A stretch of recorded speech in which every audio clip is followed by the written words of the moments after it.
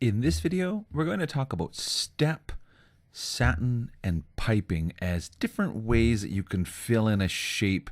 And this is specifically for use with the Artistic Suite or Artistic Premium software because these are fill styles that are not available with the Artistic Simple Cut. So what I'm just going to do is zoom in a little bit and draw a bit of a shape. So we'll just draw something that looks like this.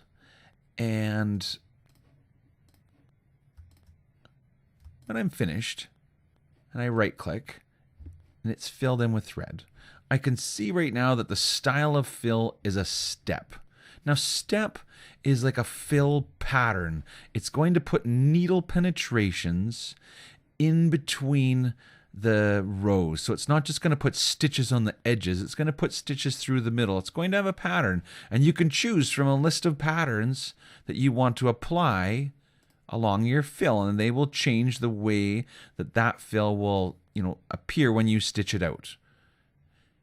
But it's a fill because it has needle penetrations through the center. Now, if I change to satin, so these are the three things we're going to talk about: step, satin, and piping. If I change this to satin, it's going to get the stitches to go back and forth across the shape, but it will not put stitching through the center. Not unless I ask it to, I guess. But in general, a satin stitch usually just has stitches on the outer edges, and it also has a changing stitch angle. So notice that it goes from this stitch angle to this stitch angle, and the stitches changed. And that was different from step, where it was parallel, one stitch angle. Now, the third choice was piping. And with piping, and again, I might need to zoom in a little bit, the stitching is contouring around the shape, going back and forth, making rows of stitches that fill in.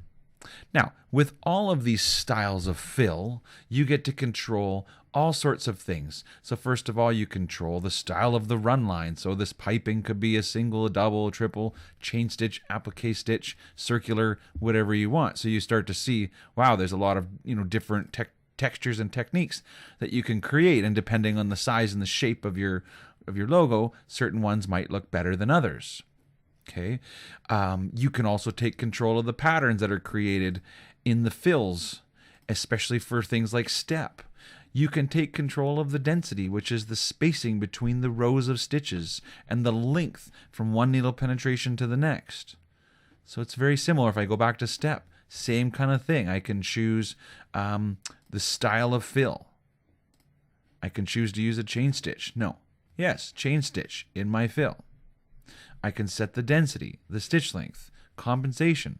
I can even choose what style of underlay.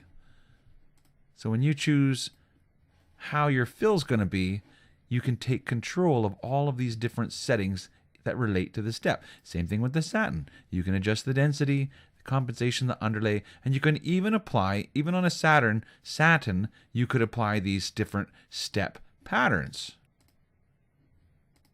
And so it kind of no longer takes on that satin look when you have a pattern on it, because to me, satins are what we use when the columns are a little bit smaller. And so I kind of purposely drew this one in that, if I measured it, well, it's 14 millimeters across. It's more than half an inch wide. That's probably too fat to really be a satin stitch, and so it should be a step. But if you didn't want to make it flat and parallel like the step was, you could leave it as a satin, but give it a textured pattern to it. So it's still turning, but it's got stitches in between.